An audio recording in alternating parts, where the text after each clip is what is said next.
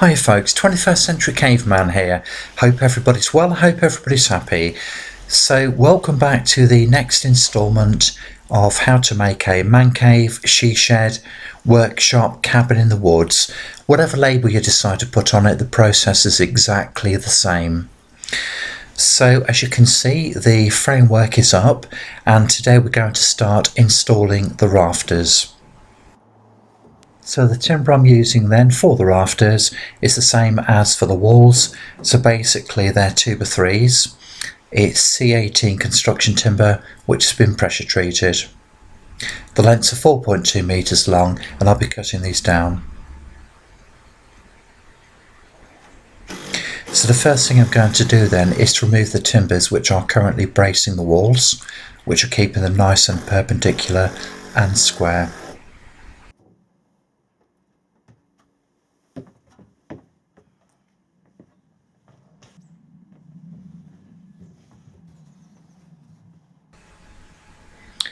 Now I haven't actually cut these down to size yet. These are the full lengths because I haven't decided at this point what sort of an overhang I'm actually going to have on the roof. So basically I'm just laying these in place and just trying to sort of gauge it by eye.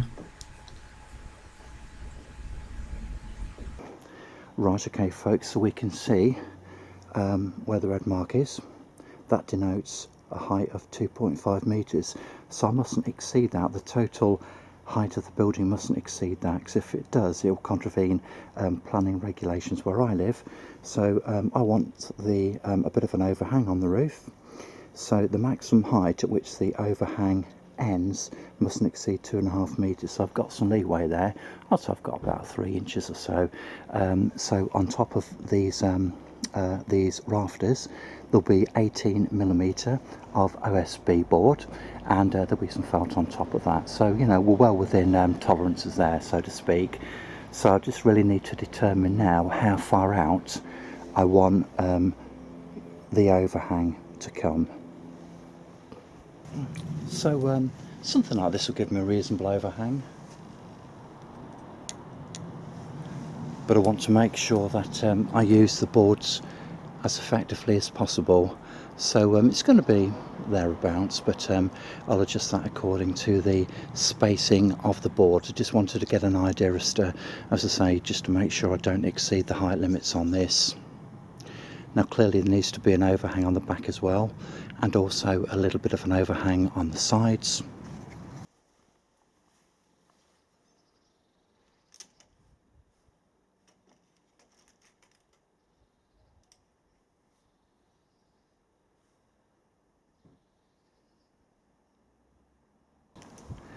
Right, okay, so this will give you a better idea as to the fall on the roof, which should be more than adequate for my purposes. I mean, I've certainly seen flat roofs with what appears to be less of a fall, you know, than on this one here. So, where are we? So about 8.5 inches.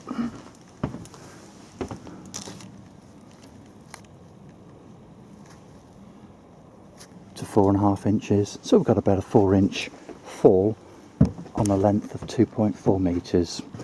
So basically about 100mm on the 2.4 meter length, or just over, because obviously we'll be overhanging the edges of the building. That should be sufficient, hopefully, anyway. Right folks, so I've just cut all of the timber for the roof rafters. So the next thing we have to do is to work out what sort of an angle we need in order that the ends of these rafters are perpendicular. Didn't use any complex mathematics for this. I just measured the distance of the overhang on the rafter, marked it, got a small spirit level, made sure the bubble was in the middle, marked it, boom, completely vertical and plumb.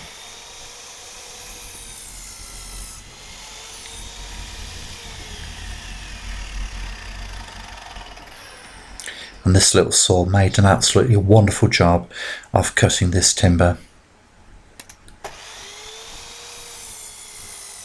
As you can see, I've just clamped it to my workbench, and this works a treat. It's very light, very versatile, fantastic tool, power tool for anybody's armoury.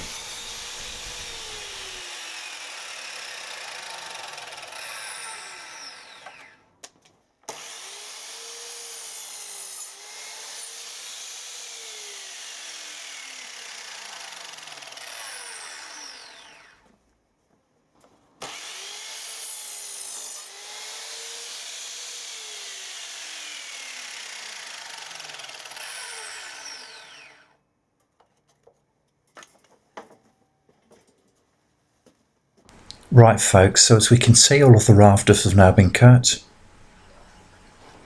Now there are a number of ways of securing these, and I just decided to go for the easiest one basically. So I'm using some 100mm long Turbogold screws. I'm just basically tacking them into place by drilling directly from the top into the headers, and then I'm going to screw them on the diagonal onto the headers either side, and they won't be going anywhere. And obviously I'll be doing this on both ends.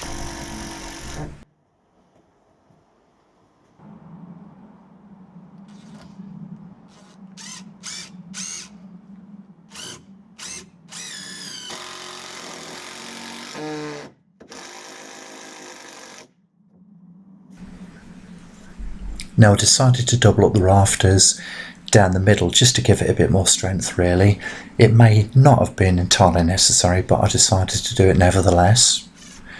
And also where the boards, the OSB boards joined, it just gave me a bit more sort of meat to screw into really.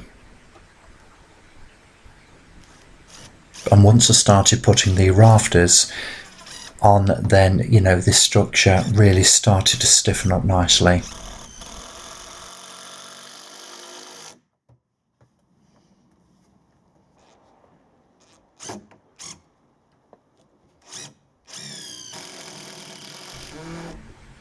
So as you can see, look, when we're actually screwing in on the diagonal, there's plenty of steel securing these timbers, and these screws really pull the timbers together. They're fantastic.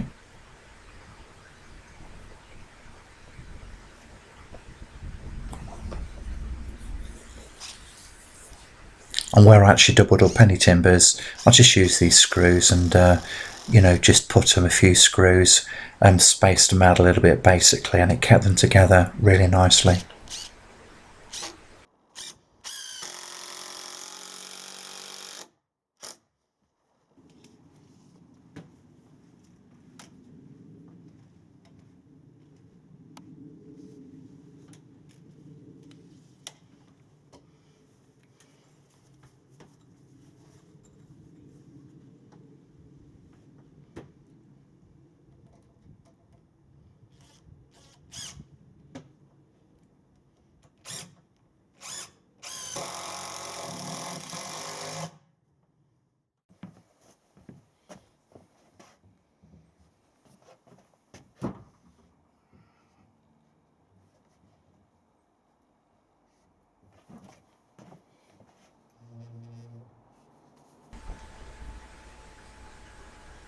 So as you can see then, these rafters are just going directly above the studs, and I'm just marking out the overhang. So just to recap then, the reason the uprights and the rafters have been spaced at 600mm is because that coincides nicely with the size of the OSB boards which I'm using for the roof and for the walls. So they are 2440 times 1220mm, that's the length and the width, and it just means that they can be secured, you know, with nice sensible spacing which will maintain the strength of the board after they've been fixed to the timbers. Now these rafters were actually fitted in place over a period of a couple of days, and in the next sort of couple of frames which follow this one, you'll see that the walls are already up, and the reason I did it that way was because we're expecting some really bad weather, and the tarp which I had wasn't long enough to cover the complete structure on all sides, so I decided to put the walls up using the to clad the walls using the OSB boards, and then I actually covered them in some waterproofing clear coat, and then put a tarp on top basically.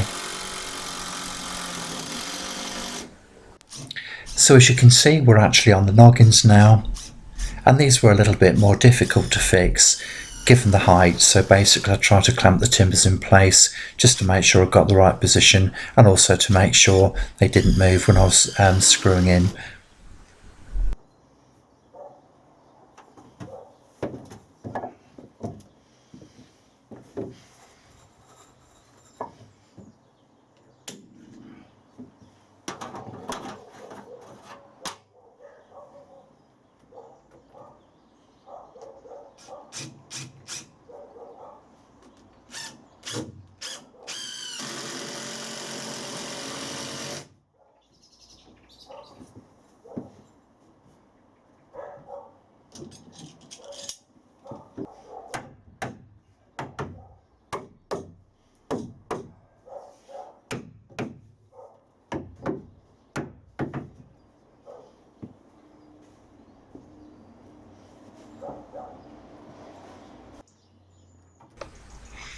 So, full disclosure folks, I did actually measure up wrongly, and these double noggins, they're actually in the wrong position.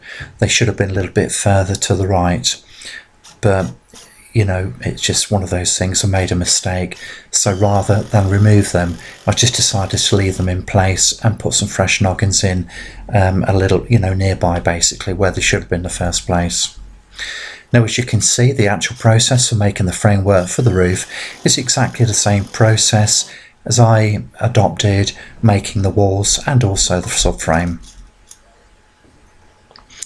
So here we go, look, you can see that there are two rows of noggins here. The first one I put in, the double version, is on the left hand side. It should have been where the other noggins are on the right hand side, but as I say, rather than actually dismantle it, I just decided to leave them there, and you know, it just made it a stronger structure, and in the long run saved me more time. So that's where they should have been, but you know, these things happen, don't they? So there we go, look, it's all starting to look pretty nifty at the moment. And we'll soon be in a position where we can start fitting the OSB boards, which will go on top. But the next thing we have to do is to start fitting the timbers to the ends of these rafters.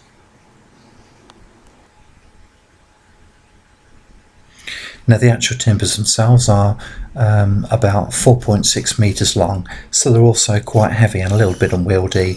So I just decided to screw some timber to the undersides of the rafters, so I could just lay the big timbers on there.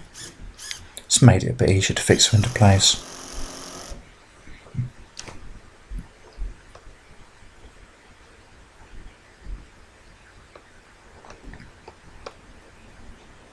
So I've already marked the centre of the timber and just lined it up with the centre of the double rafters.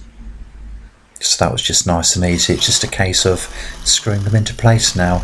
2 screws per rafter.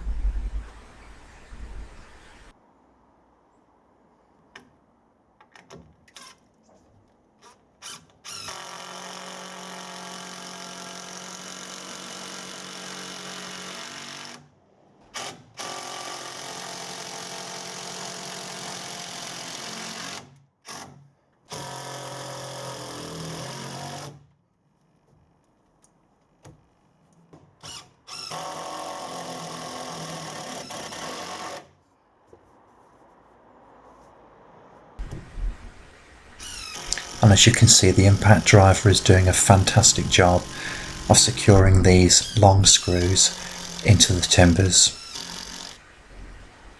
So we're nearly there, look. Just got to do the timber on the back and on both sides. And also to cut some more noggins in order to make sure that we have something to secure the boards to. So here I'm just clamping some timbers to the underside of the rafters once again, so I can lay the longer timbers on these. It's just a nice, easy, convenient way of doing it, and it's very effective.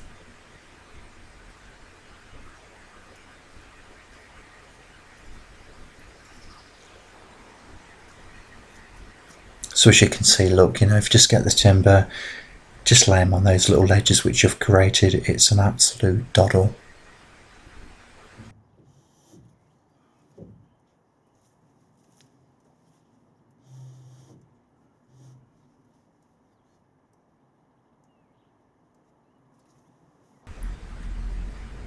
Don't get much easier than this, does it?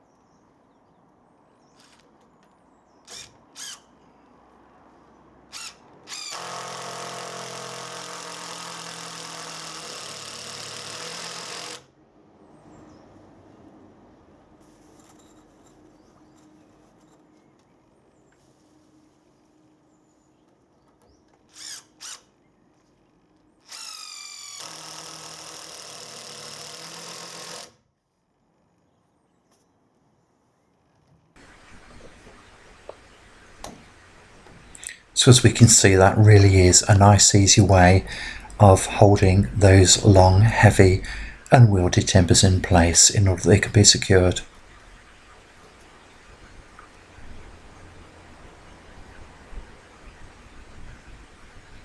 So the only remaining thing to do then, in order to finish this little section off, is just to cut off these timbers. And I'm just using a handsaw because it's much safer when working at a bit of height. And I really do not like using power tools above my head, especially when they've got a saw blade on.